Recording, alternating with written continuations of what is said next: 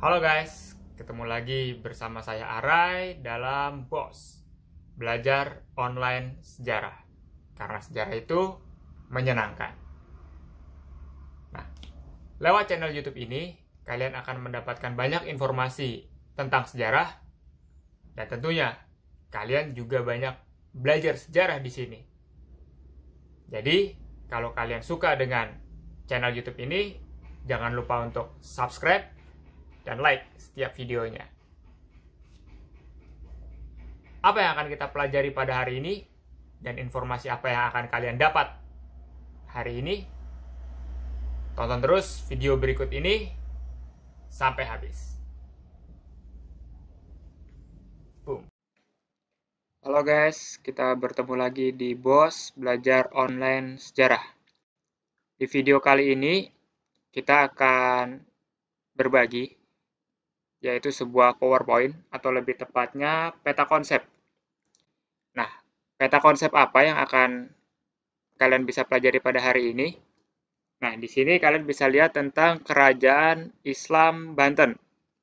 Jadi saya akan share sedikit tentang peta konsep Kerajaan Islam Banten. Nah, Kerajaan Islam Banten sendiri ini terletak di Jawa Barat. Nah, sekarang sudah menjadi Provinsi Banten. Nah, sebelum menjadi sebuah kerajaan Islam, Banten dulunya adalah sebuah wilayah milik Kerajaan Pajajaran. Jadi kalian bisa lihat mouse saya, sebelum menjadi sebuah kerajaan Islam, Banten dulunya adalah sebuah wilayah milik Kerajaan Pajajaran atau Sunda Pajajaran yang beragama Hindu. Nah, ketika itu Kerajaan Pajajaran ini sangat khawatir akan pengaruh Kerajaan Islam Demak yang cukup besar ketika itu. Nah, kekhawatiran Kerajaan Pajajaran ini akhirnya mendorong Pajajaran bekerja sama dengan Portugis. Jadi Kerajaan Pajajaran bekerja sama dengan Portugis, tujuannya adalah untuk membendung kekuasaan Islam Demak agar tidak masuk ke wilayah Pajajaran. Nah, karena Kerajaan Pajajaran bekerja sama dengan Portugis, maka penguasa Demak ketika itu juga takut. Apa yang ditakutkan? Mereka takut jika monopoli dagang Portugis itu nanti masuk ke wilayah kekuasaan Demak.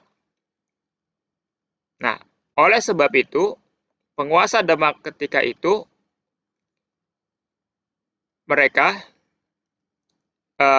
ini menugaskan Fathaillah dan juga Pangeran Karbon untuk menguasai Banten. Nah, sebelum menguasai Banten, mereka ini terlebih dahulu mengusir Portugis dari Sunda Kelapa. 1527. Nah, ketika Portugis berhasil diusir, mereka menyerang Pajajaran dan akhirnya mereka bisa menguasai Banten. Nah, ketika Banten berhasil dikuasai, berada di bawah kekuasaan Kerajaan Islam Demak, penguasa Demak ketika itu mengutus Fathaillah untuk menjadi penguasa di Banten atas nama Kerajaan Demak. Nah, berikutnya, mungkin di sini kalian agak sedikit sulit bagaimana karena banyak garis dan kurang beratur, tapi inilah peta konsep. Kalian akan mudah memahaminya. Baik, Fathaillah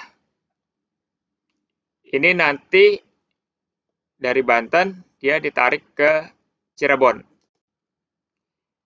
Lalu siapa yang berkuasa di Banten? Yang berkuasa di Banten adalah Hasanuddin. Hasanuddin di sini ini bukan Sultan Hasanuddin yang seperti kita kenal, raja dari Makassar, bukan. Ini Hasanuddin yang berbeda. Pada masa pemerintahan Hasanuddin ini, Banten melepaskan diri dari kekuasaan Demak. Jadi pada masa pemerintahan Hasanuddin ini, Banten melepaskan diri dari kekuasaan Demak. Dan pada masa pemerintahan Hasanuddin, ia menjadikan Banten sebagai sebuah bandar transit atau pelabuhan dagang. Dengan komoditas utamanya adalah lada. Ya, Banten itu nanti terkenal sebagai pusat perdagangan lada di Pulau Jawa. Selain lada, tentunya juga ada komoditas lain, seperti pala dan juga merica. Tapi yang utama adalah lada. Nah, di sini ada Demak. Ini tadi sudah saya jelaskan, Hasanuddin melepaskan diri dari kekuasaan Demak, jadi berdiri sendiri sebagai kerajaan Islam Banten. Pengganti dari Hasanuddin adalah Sultan Yusuf. Sultan Yusuf memerintah tidak terlalu lama karena beliau sakit, sehingga ketika wafat, Sultan Yusuf digantikan oleh anaknya yang bernama Maulana Muhammad. Sultan Yusuf digantikan oleh anaknya yang bernama Maulana Muhammad. Yang dimana ketika Maulana Muhammad ini naik menjadi raja, menggantikan tahta ayahnya, Sultan Yusuf, usia Maulana Muhammad ini baru 9 tahun. Ya, masih sangat muda. Atau mungkin masih kecil untuk menjadi seorang raja. Bayangkan dengan usia 9 tahun, masih pengen main-main, ketawa-ketawa dengan teman-temannya, dia harus naik tahta menggantikan ayahnya. Oleh sebab itu, ketika Maulana Muhammad naik tahta menjadi raja, dia hanya sebagai sebuah simbol. Karena untuk urusan pemerintahan, semua dihandle oleh Rana Menggala. Ya, Rana Menggala ini adalah seorang panglima perang dari kerajaan Banten. Jadi Rana Menggala ini adalah seorang panglima perang dari kerajaan Banten. Jadi meskipun yang naik sebagai Raja Maulana Muhammad, tapi dia di backup atau di cover oleh Rana Menggala untuk urusan pemerintahan. Nah, pada masa Maulana Muhammad, mulai masuk bangsa Barat ke Banten, yaitu VOC. Saya akan jelaskan kenapa VOC bisa masuk ke Banten. Ayo, let's go. Kita terbang ke Eropa. Nah, kita terbang ke Eropa untuk melihat kenapa Belanda mengunjungi Banten. Di sini Belanda dengan tahun 1596. Nah, nanti 1596 ini tahun di mana Belanda itu untuk pertama kali mendarat di Banten. Nah, saya akan menjelaskan kenapa Belanda sampai bisa pergi ke Banten. Jadi begini, Belanda atau Kerajaan Belanda yang dulu menjajah Indonesia cukup lama. Nah, sebelum Kerajaan Belanda menjajah Indonesia, Belanda ini sebenarnya adalah sebuah negara yang dijajah oleh Spanyol. Jadi jangan kira Belanda tidak pernah dijajah. Jadi sebelum menjajah Indonesia, Belanda pernah dijajah oleh Spanyol. Nah, ketika itu pecahlah perang kemerdekaan antara Belanda dengan Spanyol. Jadi pecah perang kemerdekaan antara Belanda dengan Spanyol. Nah, sebagian besar masyarakat Belanda selain bekerja dalam bidang pertanian, tapi juga mereka bekerja sebagai pedagang. Jadi secara ekonomi banyak orang-orang Belanda ini bekerja sebagai pedagang yang menjajakan barang-barang dagangannya di Eropa. Nah, dari mana Belanda mendapatkan barang-barang untuk dijual, khususnya rempah-rempah? Ketika itu Belanda mengambil barang-barang ini dari sebuah pelabuhan yang berada di Portugis atau Portugal, namanya Pelabuhan Lisbon. Ya. Belanda mengambil barang-barang dagangannya dari Pelabuhan Lisbon yang ada di Portugis sana. Nah, Spanyol yang saat itu sedang kesulitan menghadapi Belanda memiliki ide untuk mematahkan atau untuk mematikan ekonomi Belanda, maka Spanyol ketika itu meminta kepada Portugis sebagai sekutu Spanyol ketika itu untuk menutup seluruh pelabuhan yang ada di Portugis bagi pedagang-pedagang Belanda. Dengan harapan kalau orang-orang Belanda tidak bisa berdagang, maka mereka tidak punya sumber ekonomi untuk membiayai perang kemerdekaan. Sehingga Belanda akan kesulitan dalam melawan Spanyol. Akhirnya apa? Seluruh pelabuhan di Portugis atau di Portugal sana ditutup untuk pedagang-pedagang Belanda. Jadi pelabuhan ini ditutup untuk pedagang-pedagang Belanda dan akhirnya pedagang-pedagang Belanda mulai kesulitan nih mencari barang dagangan. Sampai pada akhirnya tahun 1596, tahun 1595 armada Belanda yang dipimpin oleh Cornelis de Houtman itu berangkat dari pelabuhan Texel jam 10 pagi yang ada di Amsterdam sana. Jadi tahun 1595 Cornelis de Houtman itu berangkat dari pelabuhan Texel pukul 10 pagi dengan tujuan untuk mencari sumber rempah-rempah ke arah timur. Ke arah timur itu berarti ke arah India. Nah, singkat cerita, 1 tahun kemudian, 1596, Cornelis de Houtman ini tiba di pelabuhan Banten. Jadi mereka menempuh perjalanan hampir 1 tahun ketika itu. Ya, kenapa bisa lama? Karena selain teknologi kapal masih sederhana, memanfaatkan angin. Ketika itu tahun segini terusan Suez belum dibuka.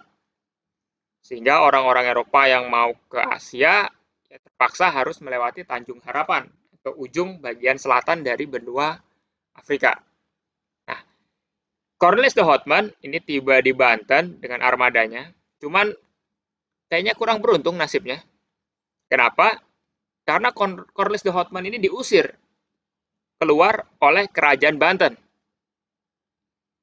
Kenapa bisa diusir? Ya, Cornelis de Houtman ini perangainya sangat buruk. Artinya, dia lebih mengedepankan penggunaan kekerasan dan senjata dalam berdagang dibandingkan dengan negosiasi atau perundingan. Belum lagi sifat angkuhnya dia terhadap tradisi dan adat masyarakat Banten membuat penguasa Banten ketika itu mengusir Cornelis de Houtman. Akhirnya apa? Kapal yang dibawa oleh Cornelis de Houtman tidak bisa terisi secara penuh. Akhirnya Cornelis de Houtman kembali ke Belanda. Ya, meskipun tidak bisa membawa muatan yang cukup banyak, namun jalan ke timur sudah mulai terbuka. Lalu dikirimlah ekspedisi kedua 1597. Ekspedisi ini dipimpin oleh Jacob van Eyck. Jadi kalau Cornelis de Houtman tadi itu orang Belanda pertama mungkin yang ke Banten, Jacob van Eyck adalah orang Belanda kedua. Setahun kemudian 1598 Jacob van Eyck mendarat di Banten. Berbeda dengan Cornelis de Houtman, Jacob van Eyck adalah seorang penjelajah samudra dengan karakteristik yang 180 derajat berbanding terbalik dengan Cornelis de Houtman. Dia cukup sabar, jago dalam diplomasi, jago dalam perundingan, dan dia tidak pernah memaksakan kehendaknya, meskipun dia bangsa kulit putih, tapi dia tidak pernah memaksakan kehendaknya untuk berdagang. Artinya apa? Jacob van Eyck mendapatkan hampir seluruh barang dagangan di Banten ketika itu dengan cara perundingan. Ditambah dia juga menghormati tradisi atau adat istiadat Banten, sehingga kehadiran Jacob van Eyck sangat diterima di Banten. 1598 dia sampai, kemudian seluruh kapal yang dibawa oleh Jacob van Eyck itu dipenuhi oleh rempah-rempah. Berkat kepintaran dia dan ketidakegoisan dia dalam berdagang. Nah, setelah Jacob van Eyck ini kembali ke Belanda 1598, mulailah para pelaut Belanda atau penjelajah samudra Belanda, atau kita sebut pedagang-pedagang Belanda, ini berlomba-lomba nih untuk datang ke Banten. Banyaknya pedagang Belanda yang nanti berkunjung ke Banten menyebabkan persaingan sesama orang-orang Belanda. Jadi sesama pedagang Belanda mereka saling sikut, sesama pedagang Belanda mereka saling berperang. Nah, kondisi ini tentunya tidak menguntungkan Belanda dan tidak sehat bagi perdagangan Belanda. Sehingga tahun 1602 dibentuklah VOC, Verenigde Oost-Indische Company. 1602 dibentuklah VOC, Verenigde Oost-Indische Company, atau Perusahaan Dagang Hindia Timur, di mana ini nanti menjadi gabungan bagi 6 perusahaan dagang Belanda. Jadi ada 6 perusahaan dagang yang bergabung di sini, mulai Amsterdam, Rotterdam, Delft, Hoorn, Enkhuizen, dan Middelburg. Jadi ada 6, Amsterdam, Rotterdam, Delft, Hoorn, Middelburg, dan Enkhuizen. Itu 6 perusahaan dagang besar yang membentuk VOC. Nah, kita kembali ke Banten. Ya. Ketika Maulana Muhammad sudah besar, dia memegang pemerintahan. Ya, Rana Menggala mengembalikan wewenangnya kepada Maulana Muhammad. Nah, setelah Maulana Muhammad wafat, digantikan oleh Abul Mufakir, raja berikutnya. Dan ketika Abul Mufakir ini wafat, kemudian digantikan oleh Sultan Ageng Tirtayasa. Sultan Ageng Tirtayasa merupakan raja terbesar sekaligus puncak keemasan dari Kerajaan Banten. Jadi ini raja terbesar sekaligus puncak keemasan dari Kerajaan Banten. Nah, ketika itu VOC ini mengalami kesulitan dalam melakukan monopoli dagangnya di Banten. Kenapa? Karena tindakan VOC ini tidak disukai oleh Sultan Ageng Tirtayasa. Jadi kegiatan monopoli dagang VOC di Banten itu tidak disukai oleh Sultan Ageng Tirtayasa. Maka terjadilah konflik antara Sultan Ageng dengan VOC. Di sisi lain, VOC itu nanti bekerja sama dengan Sultan Haji. Siapa Sultan Haji ini? Sultan Haji ini masih kerabat dari Sultan Ageng Tirtayasa. Jadi masih golongan kerajaan. Masih keluarga kerajaan Sultan Haji ini. Ini masih bersaudara ini. Sultan Haji adalah orang yang sangat terobsesi untuk menjadi penguasa Banten atau menjadi Raja Banten. Jadi karena saat itu, pada waktu itu, yang menjadi Raja Sultan Ageng, dan ini tidak mendapatkan posisi sebagai raja. Jadi Sultan Ageng sangat berambisi untuk bisa menguasai Banten, menjadi raja di Banten. Melihat ambisi Sultan Haji yang cukup besar, maka VOC mengajak kerjasama Sultan Haji. Nah, ketika itu VOC ingin membantu Sultan Haji untuk supaya dia bisa naik menjadi raja. Nah, dengan kekuatannya, dengan keunggulan teknologi militernya, VOC bekerja sama dengan Sultan Haji, akhirnya bisa mengalahkan Sultan Ageng Tirtayasa. Jadi Sultan Ageng Tirtayasa bisa dikalahkan, kemudian kita sudah tahulah yang naik menjadi raja adalah Sultan Haji. Sultan Haji dan naik menjadi raja di Banten. Dalam politik, tidak ada makan siang yang gratis. Dalam politik, tidak ada bantuan yang diberikan secara cuma-cuma.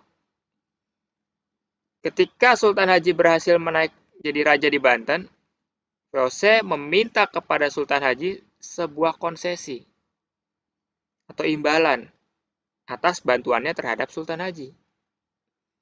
Apa itu? VOC ketika itu meminta sebuah wilayah di pesisir utara Jakarta untuk dijadikan sebagai kantor dagang atau pusat dagang VOC, di mana wilayah ini nanti dikenal dengan istilah Batavia atau Jakarta. Dan VOC diizinkan untuk mendirikan benteng sekaligus pusat pemerintahan. Maka berdirilah, ya sekarang kita kenal Museum Fathahillah. Nah, demikian Sobat Bos penjelasan tentang Kerajaan Islam Banten melalui PowerPoint atau peta konsep. Semoga kalian bisa mempelajarinya dan semoga bisa menambah pengetahuan kalian. Sampai bertemu lagi di video-video kita berikutnya. Nah, sampai jumpa.